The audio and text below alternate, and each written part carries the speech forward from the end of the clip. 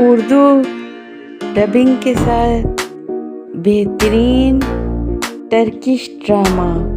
मैं आयशा गुल कोलसुम। इसके अलावा भी बहुत शानदार ड्रामाज हैं। काला पैसा ये ऑल द टाइम फेवरेट और सुपर हिट ड्रामे रहे हैं हर ज़माने और हर दौर के। I hope you will like Sawale Ishq, जिनमें से और ऐन इश्क बेहतरीन ड्रामा है। अगर फरीहा आपने नहीं देखा ड्रामा उर्दू डबिंग के साथ तो यकीन माने आपने कुछ भी नहीं देखा। गुले फातिमा सबसे नंबर 1 और टॉप किस्म का है।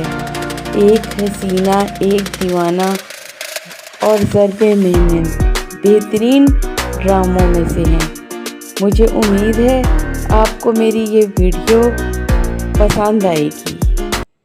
Subscribe my channel and press the bell icon.